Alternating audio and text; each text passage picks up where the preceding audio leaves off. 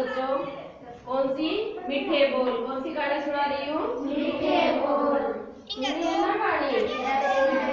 याद हो जाएगी कहानी सुनाऊंगी तो? Yes ma'am. तो एक खरगोश था। क्या था?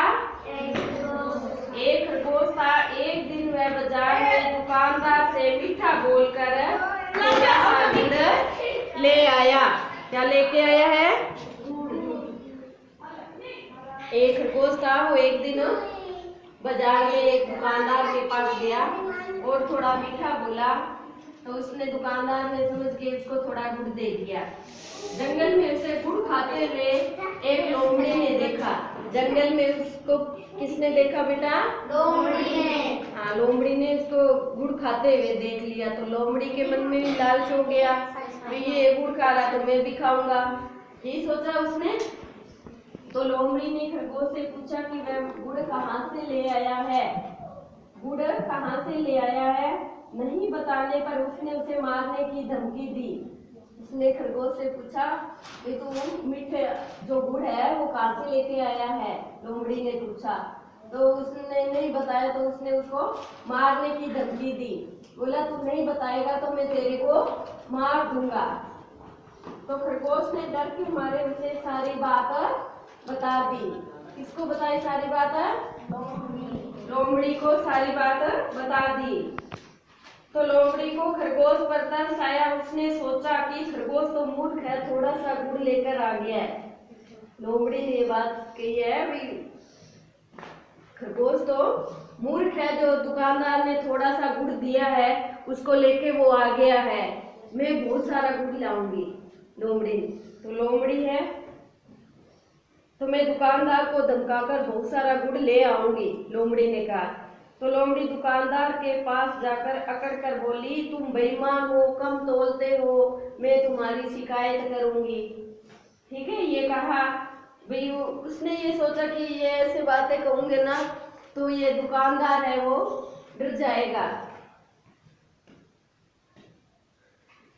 कि तुम बेईमान हो, कम तोलते हो, मिलावट करते हो। तो दुकानदार समझ गया कि लोमड़ी बहुत धूर्त है, लोमड़ी बहुत धूर्त है।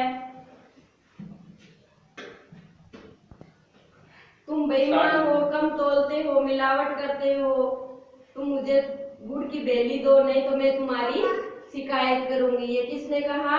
लोमड़ी ने। लोमड़ी ने किससे कहा? दुकानदार से। वो उसने कहा मैं तुम्हारी शिकायत करूंगी। तो वो उसने सोचा लोमड़ी ने मेरी दुकानदार है वो डर के मारे मेरे को गुड़ दे देगा। तो दुकानदार समझ गया कि वह लोमड़ी तो धूर्त है। उसने उसे सबक सिखाने के लिए गुड़ का एक बोरा दिया। गुड़ का क्या दिया? एक बोरा दिया जिसमें बहुत सारे क्या थे? चींटे थे। क्या थे बेटा? चींटे थे। लोमड़ी ने गुड़ लेने के लिए बोरे में हाथ डाला तो चींटे उसके हाथ से चिपक गए और काटने लगे। तो लोमड़ी दर्द के मारे चिल्लाने लगी और भागी। वह बोली, नहीं चाहिए तेरा गुड़, नहीं चाहिए तेरा गुड़। तो अब बताओ मेरे को, लोमड़ी और खरगोश में मूर्ख कौन था? लोमड़ी। लोमड़ी वो चालाक बन के गई थी दुकानदार के पास, उसने भाई गुड़ में मिलेगा। तो उस दुकानदार ही समझ गया भाई लोमड़ी ये चालाक है, धूर्त है ये। तो उसने एक बोरा दिया, उसमें बहुत सारे कीड़े थे, वो चींटे थे, वो उसके हाथ से चिपक गए, उसको खाने लगे। तो वो भाग गई वो वहां से। समझ में आ गई कहानी? आगे देखो, दूसरी कहानी है कलाकार का असंतोष। दूसरी कहानी कौन सी बेटा? कलाकार का असंतोष। जोर से बोला करो बेटा, कलाकार का असंतोष। दूसरी कहानी, एक गांव में एक कलाकार रहता था। वह बहुत सुंदर क्या बनाता था बेटा? मूर्तियां बनाता था। क्या बनाता था? मूर्तियां बनाता। उसका गुजारा आराम से हो जाता था। वे जितने पैसे की वो मूर्ति बिकती थी उतने से अपने काम चल जाता है। ठीक है, तो उसने अपने बेटे को भी मूर्तियां बनाना सिखा दिया। बाप था वो, उसने अपने बेटे को मूर्ति बनाना सिखा दिया। भी ये भी मूर्ति बना के बेचेगा, मैं भी बेच रहा हूँ, तो अपने घर का जो खर्चा है वो आसानी से निकल जाएगा। तो बेटा अपने बाप से मूर्तियां बनाने लगा। उसके हाथों में कलाकारी थी बेटा, तो वो बाप से इतनी सुंदर मूर्तियां बनाता था बेटा, तो उसकी मूर्तियां अपने पिता से भी महंगी बिकने लगी। पिता की मूर्तियां उनसे ज्यादा महंगी बिकने लगी बेटे की मूर्तियां, क्योंकि वो बहुत सुंदर मूर्तियां बनाता था। तो लेकिन पिता अपने बेटे की मूर्तियों में कोई न कोई कमी निकालता रहता था। क्यों कमी निकालता रहता था? क्योंकि जब मैं कमी निकालूंगा, जब हम भी आपको कहते हैं ना पढ़ लो नंबर कम आ रहे हैं, कहते हैं ना, ऐसे ही भी पढ़ोगे, ज्यादा पढ़ोगे तो अच्छे नंबर आएंगे, कम पढ़ोगे तो फिर नंबर आएंगे कम। तो ऐसे ही वो बार बार उसकी बेटे की बनाई मूर्तियों में कमी निकालता कि मैं कमी निकालूंगा तो ये और ज्यादा सुंदर मूर्तियां बनाएगा। वो जानबूझकर थोड़ी बहुत कमी निकालता रहता था, भाई और ज्यादा सुंदर बनाने लगे। तो एक दिन बेटे ने गुस्से से अपने पिता से कहा, बापू तुम मेरी मूर्तियों में दोष निकालते रहते हो, भाई कोई न कोई मेरी मूर्ति में कमी निकालते ही रहते हो। मैं इतनी सुंदर मूर्ति बनाता हूँ फिर भी आप है ना इस मूर्ति में कमी निकालते हो। लेकिन तुम्हारी खुद की मूर्तियों में कितना दोष होता है, कितनी कमी होती है। वो कह रहा आपकी तो इतनी सुंदर मूर्ति है नहीं, और जो मैं बना रहा हूँ उसमें भी आप कमी निकालते हो, भाई ये सुंदर नहीं है। तो तुम्हारी खुद की मूर्तियों में दोष होता, तो मेरी मूर्तियां बहुत सुंदर होती है। वो कह रहा मेरी मूर्तियां आपकी मूर्तियों से बहुत सुंदर है। अपने बाप से कह रहा है बेटा, भाई बापू मेरी मूर्ति है जो आपकी मूर्तियों से बहुत सुंदर है, और फिर भी आप मेरी मूर्तियों में दोष निकालते हो, कमी निकालते हो। तो अब इसमें सुधार की कोई गुंजाइश नहीं है। लेकिन यह सुनकर पिता को बहुत दुख हुआ। उसने कहा तेरी मूर्तियां 20 रुपए में से अधिक कभी नहीं बिकेगी। यह सुनकर बेटे को आश्चर्य हुआ। तब पिता ने उसे समझाया कि जब कलाकार को खुद पर यह लगने लगे कि उसके काम में निखार आ गया है, उसके काम में जो निखार दिनों दिन निखार आ रहा है, तो समझो उसका विकास रुक जाता है।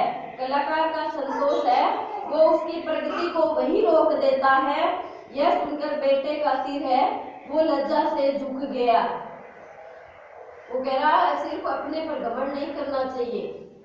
जब अपने करने लग जाएगा तो अपने जो विकास है वो रुक जाएगा। तो बेटा ये बात अपने बाप से सुनकर है उसका सिर है वो लज्जा से झुक गया, वो शर्मा के नीचे झांकने लगा। समझ में आई बेटा? इसका नाम है साहसी बालिका। एक छोटी लड़की थी, उसका नाम क्या था? मैना। एक छोटी सी लड़की है, उसका क्या नाम है? मैना। उसके पिता का नाम था नाना फडणवीस। क्या नाम था? नाना फडणवीस। उसके पिता का नाम था नाना फडणवीस। उसके पिता की तरह मैना भी अंग्रेजों से आजादी चाहते थे। क्या चाहती थी? आजादी चाहती थी। ठीक है।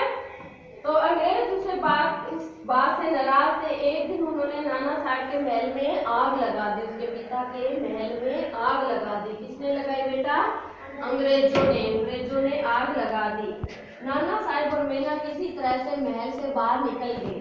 दोनों अपने को बचाव करके वो महल से बाहर आ गए। तो बाहर आते ही मैना को अंग्रेज सैनिकों ने पकड़ लिया। जब बाहर आई तो अंग्रेजों ने उस मैना को पकड़ लिया। वे उस जनरल के पास ले गए। जनरल ने मैना से उसका नाम पूछा और कहा कि क्या वह भी अपने पिता की तरह आजादी चाहती है। मैना को पकड़कर अंग्रेज उस जनरल के पास ले गया और जनरल ने पूछा कि आप भी अपने पिता की तरह आजादी चाहते हो क्या? देश को आजाद करना चाहते हो? तो अपने पिता की तरह आजादी चाहती है। मैना ने हाँ कहने पर अंग्रेज अफसर को गुस्सा आ गया। मैना ने कहा हाँ मैं अपने पिता की तरह ही मैं अंग्रेजों से आजादी चाहती हूँ। तो उसको अफसर को गुस्सा आ गया। उसने मैना को आग में डालने का आदेश दिया। अफसर ने मैना को कहाँ डालने का आदेश दिया बेटा? आग में डालने का आदेश दिया। तभी एक अंग्रेज अफसर ने मैना को जनरल से क्षमा मांगने के लिए कहा। एक अफसर ने बोला कि आप जनरल से क्षमा मांग लो, ठीक है, आपको आग में नहीं झोंकेंगे वो। तो उसने क्षमा नहीं मांगते। इस पर जनरल और चिढ़ गया। उसने मैना को तुरंत आग में झोंकने का आदेश दे दिया। तो मैना ने हंसते हंसते अपने प्राण दे दिए, लेकिन वह इसे वीर वीरता और साहस का पाठ पढ़ा गई। वो साहसी बालिका थी, उसमें साहस था अपने देश को आजाद कराने का। वो अपने देश को आजाद कराने के प्रेरणा में वो हारी नहीं। उसने अवसर के आगे अपना सिर नहीं झुकाया। उसने कहा मैं अपने पिता की तरह ही आजादी पाना चाहती हूँ। तो अफसर को गुस्सा आ गया। उसने अपने सैनिकों को आदेश दिया कि उसमें ना वो है ना ये लड़की जो इसको आप आग में झोंक दो। तो उसने आग में बैठ गई। वो उसने अपने प्राण त्याग दिए।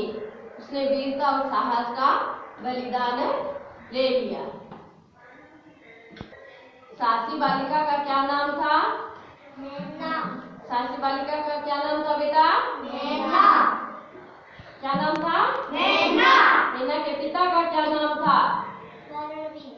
नाना फडणवीस। क्या नाम था? फडणवीस। वो अपने पिता की तरह क्या चाहती थी? आजादी। हाँ, अंग्रेजों से आजादी चाहती थी। ठीक है, समझ में आया बेटा?